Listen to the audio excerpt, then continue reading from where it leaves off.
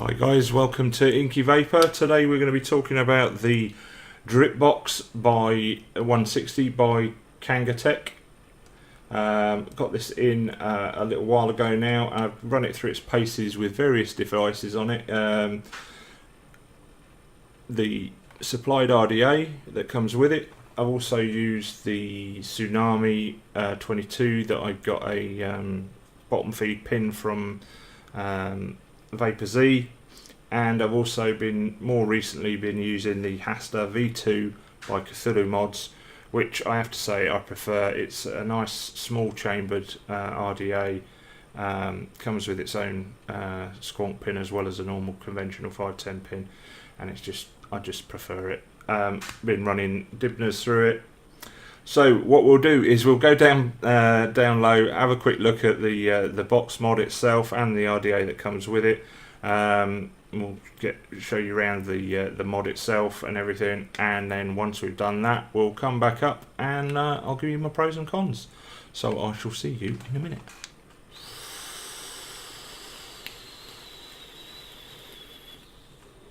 Welcome down here, guys. This is the box that the Dripbox 160 comes in. As you can see, picture of the mod itself, some writing, and it comes in this rather fancy, it's a bit like a watch box. Load of gubbins on the back there. Now this opens up like so, and as you can see, the mod's sitting in there with the RDA that comes with it. Let's take that out, pop that to one side. The instruction manual, that's just way overexposed because I'm going to bump up the exposure because the box is black. In here we've got a box of spares. So what we've got, I'll get it out. Got your QC, sorry, your Q code, security check, etc. Bag of spares. There's a spit back protection guard for the drip tip on the RDA there. Not used the RDA much, to be honest. Some cotton and a spare. Let's just bung the exposure down a little bit because we're getting a little bit. Ooh. Oh, I'm on camera. Okay, so here we've got the spare, just round wire coil. Unfortunately, it doesn't tell you what the ohm rating of it is, and as you can see, I've left it in its packaging, but it's there for those of you who want to use it. USB cable. Now this is the smart thing. This is the really smart thing that comes with this particular thing. You've got a spare squonk bottle, and it's got a little rubber bung on the top, which is on this little band, and so you can actually seal your bottle up and have a spare bottle to take about with you, which is awesome. If you say, you know, if you're gonna change flavour or whatever, you've got an extra bottle there. Right, so let's just pop this all back in here, out of the way. I'll take a quick scooch at the RDA once I can get this box lid back on. There we go. Right, let's stick that in the box under the table. Right, the drip box. So just bung the exposure up just a touch again. Okay, so here we've got the RDA itself. Let's unscrew that. Easier said than done. It's got 3 O-rings on this, but once it's got juice on it, it's as loose as hell. This is the RDA that comes with it. It comes with a standard, the actual build deck that's actually in there to start off with is like a velocity affair with Inky screws, very small post holes, and basically if you want to change that out, you just Just unscrew the deck. Forever. And this is still covered in juice from when I was trying it earlier. But there's there's where the juice comes in through the bottom there, and that's the connection to the 510. So, as you can probably tell from my voice, I'm not overly impressed with this thing. The airflow on it is ropey, to say the least. This whole thing's a bit tinny, a bit flimsy feeling.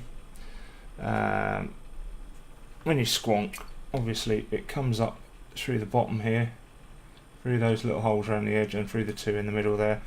I wouldn't suggest that you use the cotton that they've actually provided, because when I took the cotton out and dry fired these Clapton coils, there was all sorts of hot spots and nastiness going on.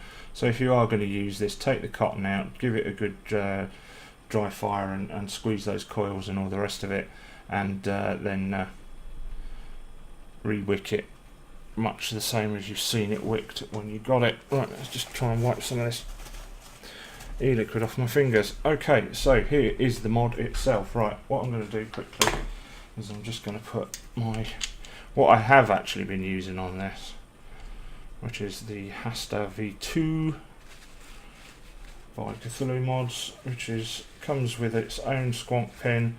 It's fit on mine, no problem at all. Now, actually, I'll just take this off again.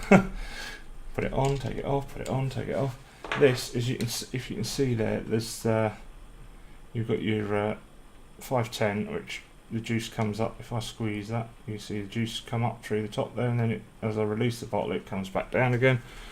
Just give that a quick wipe because it's all covered in e-liquid now.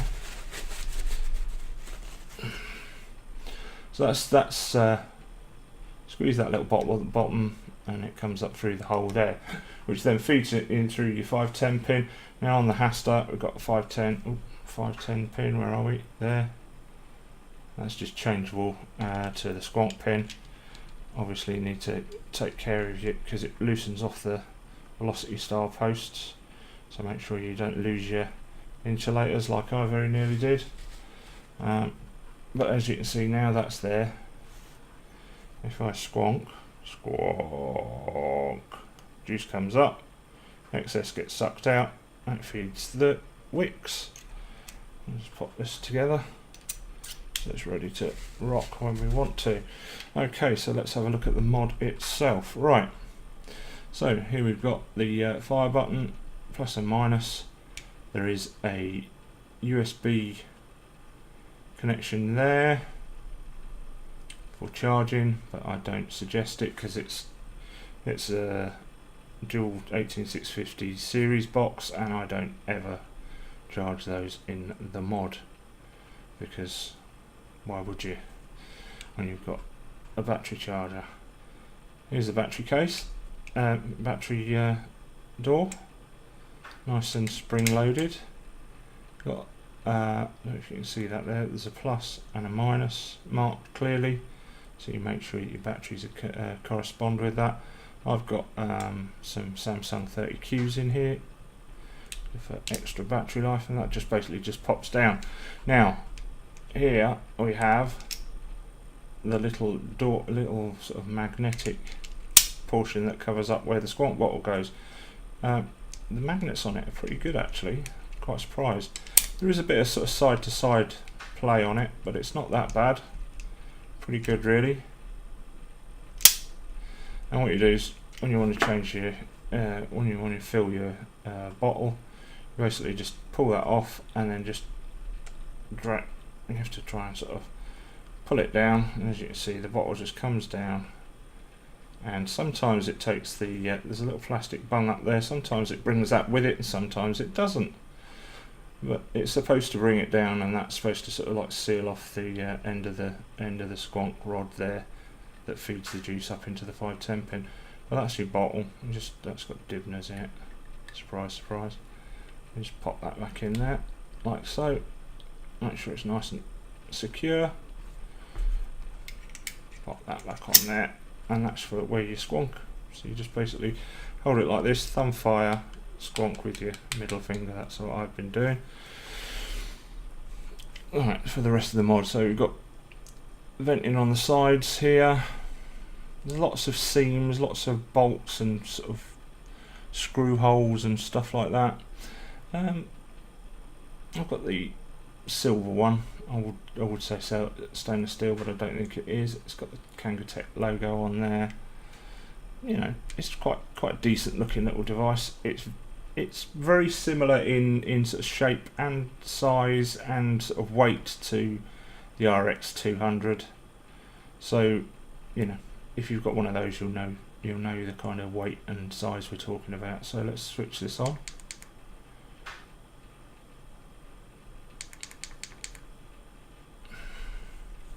Turn it the right way out, John. 1, 2, 3, 4, 5. Kanger. And as you can see, we're in power mode at the moment. The coils on here are at 0.32.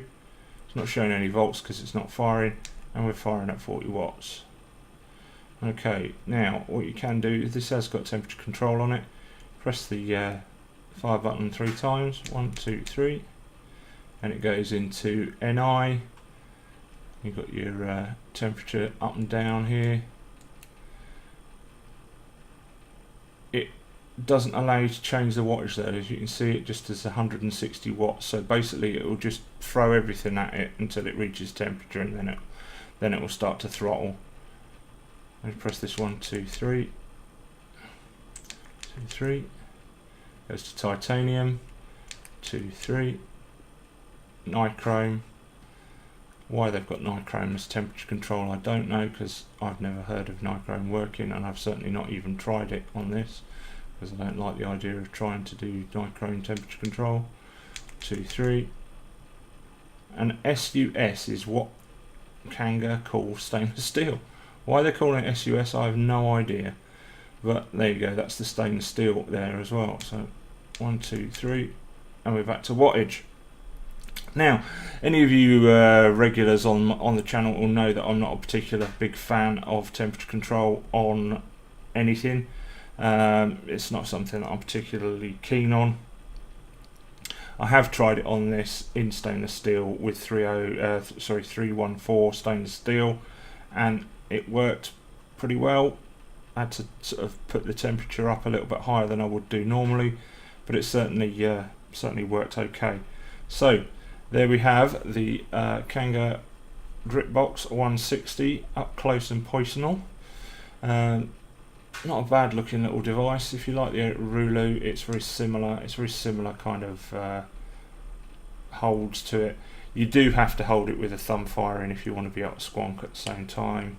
That's the easiest way I've found to do it. Otherwise, you end up trying to sort of squonk with 2 hands, or try and squonk with your thumb while you're firing with your finger, and that doesn't work for me. So it's been a thumb firer with my sort of this finger underneath, or occasionally the middle finger, just mainly it's this one. So there we have it, the Dripbox 160 with a Hasta V2 on the top.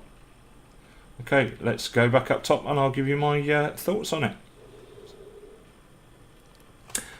Welcome back up. Okay, so the Dripbox 160 from Kanger. Now this has been on the market a while. There's been a fair few reviews of it, but I bought it, so I've been wanting a squonk mod for ages, and I wasn't sure whether I was going to enjoy squonking or not, so I thought I'll get a reasonably priced device. Once this came on the market, I thought, right, this is the one for me. It's nice and cheap. I don't have to lash out a lot of money on a box. It's got plenty of oomph to it. It's got 160 watts to put through it, so I'll be able to do the kind of vaping that I like on a dripper without lashing out a load of cash. So that's what I did. Okay, so let's have a little think about some pros and cons. As usual, I'll go with the cons first. Let me just have a quick swidge. I don't know about you guys, but this heat is killing me. I love it because it, my general health is better in the hot weather, but yeah, it's a bit warm, especially with these lights on. Anyway, enough of that. Cons, right? First con, the 510 pin is non-adjustable. It doesn't. It's not spring-loaded. It doesn't adjust in any way. So you're going to kind of be hit and miss as to what if you're not going to use the Kanger's own RDA on this. You're going to be kind of hit and miss as to what atomizers you can actually use on it. Now, I managed to get the squonk pin from Vaper Z for the 22mm Tsunami. That fit no problem. I managed to get that to work on here no problem at all. I had to make sure that the pin was sticking out a little bit further than I would have done normally, but it was working. It was working fine. The Hasta V2 from Cthulhu Mods, no problem at all. Screwed the centre pin in, no problem. Straight away, good connection, everything working hunky-dory. However,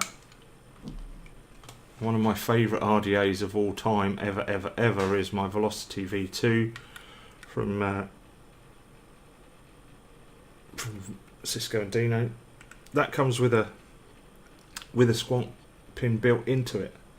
Unfortunately, it doesn't fit on here, so I can't actually put it on here,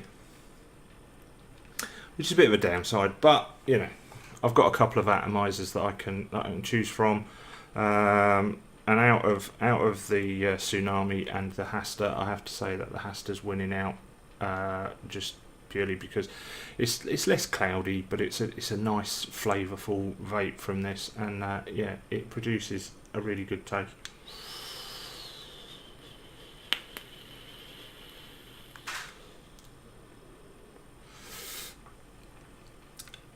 Other cons. The fact that in temperature control you can't actually adjust the wattage is going to be a con for some people. It's not really an issue for me because, like I've said to you before, I'm not really a big fan of temperature control anyway, so it's kind of a moot point for me. But for those of you that do use temperature control, that's certainly something that you're going to, it's worth keeping in mind if you're going to get yourself one of these, that you really do need to sort of take that into consideration before you purchase this. What else? It's a bit... There's lots of seams and lots of screws and lots of kind of... It's a bit industrial looking, but without... It kind of reminds me of... an exhaust from like a big truck or something, with all these little holes down the side of it. Now, that wouldn't necessarily be a bad thing, but it's, you've got all these little screw holes here and screws on the top, and there's this sort of lip round the inside there, which if you've got any e-liquid, it could get inside the mod. Yeah, it's... For the money, I think I got this. I think it cost about 40 quid. So for the money, it's very sturdy. It's very well made. It's not going to win any. It's not going to win any beauty pageants or anything like that. But it's functional. The buttons, they're plastic. They feel plastic. They're a bit. They're clicky enough. Up and down, fire. They click, the satisfying click. You've clicked them, but yeah, they feel a bit cheap and a bit nasty. There's no rattle or anything like that, so that's that's something, I suppose. What else? I think that's it on the cons, to be perfectly honest with you. Pluses. I love squonking. I've discovered that I really do enjoy squonking. It's a really cool way of being able to drip while you're on the go without having to actually drip. You just squeeze the bottle, juice squirts up through the middle there, feed your wicks, and away you go. It's brilliant for if you want to use a dripper in the car. This is this is the kind of way to go, really, because you haven't got to be frigging about. You know, it's never a good idea to drip and drive, but with this setup, you can actually do that, and that's great. The power delivery on it seems to be fairly accurate. Obviously, I've got no means of testing it or anything like that, but it seems to be, you know, it's giving me the kind of vape that I would expect at the kind of power levels that I'm putting it at. So, you know, I can't complain on that score. I love the way that the juice juice bottle, it fits, the little squonk bottle fits inside here. The fact that it's quite it's 7 milliliter bottle, which is a decent amount, decent sized bottle. It's quite squidgy. It's not the squidgiest bottle apparently. I mean, this is the only squonk mod I've ever had, so I don't really know. But apparently some of them are a bit more squidgy. But I've not had any problems. I've not squonked and drawn a blank or anything. It's always done what it's supposed to do when I press the bottle, even when it gets right the way down low. So that rod really does run right the way down to the bottom of the bottle, and you do seem to be able to get quite a fair amount of juice. It gets down to about sort of that first line of the grip on the side here before it starts to even sort of make any kind of weird slurpy noises or anything like that. But yeah, it does squonk when I want it to, how I want it to. So, you know, another pro, I guess, is the price. If you're thinking about having a squonk,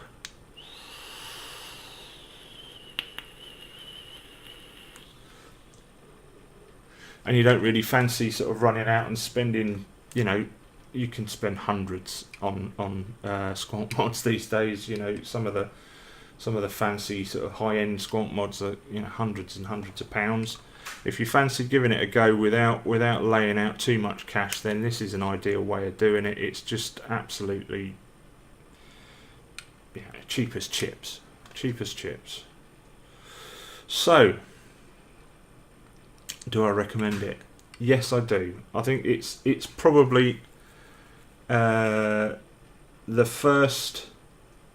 It's the first mod I've ever owned by Kanger Tech, because I've always been put off by, you know, other people reviewing their other stuff and they're not being particularly great on their regulated mods, particularly. But this one, you know, I have to say I've got no complaints. It's performed well. It's done everything that I've wanted it to. The battery life's been reasonable. You know, I've got 30. Samsung 30Qs in here, so they give me a little bit extra battery life. It's certainly doing okay on the battery. It's not, you know, it's not super economical, but at the same time, it's not tearing through the batteries like some mods I've come across in the past. So, you know, on the whole, it's a good little mod. If you're thinking about taking up squonking, you want to have a go at these bottom-fed atomizers and, you know, giving it a go, then, you know, you couldn't really go wrong with giving this one a go, especially at the sort of 30 odd pound mark. I mean, 30, 40 pound, and depending on where you get them, I mean, you can get them from China for even less than 40 pounds, I think, you know. So it's a no-brainer, really. If you fancy a squonk, have a go with this. Yeah, I've enjoyed it, and it certainly opened me up to the idea of possibly in the future going down the route of getting something a little bit more sort of high-endy. Obviously not. I mean, I'm not in the market for stabilised wood or anything like that, but you know, something like a DNA 200 squonker would be quite nice, I think. But for a first shot at squonking, this is, you know, it's well worth the money. And now, yet again, I'm repeating myself. So before I do it, say the same things over and over and over and over again until your brains all run out of your noses. I will leave you there, and I'll thank you very much for watching. If you haven't done already, please click the old subscribe button. If you've got any comments, stick them down below for me. That'd be great. And I will see you on the next one. Take it easy.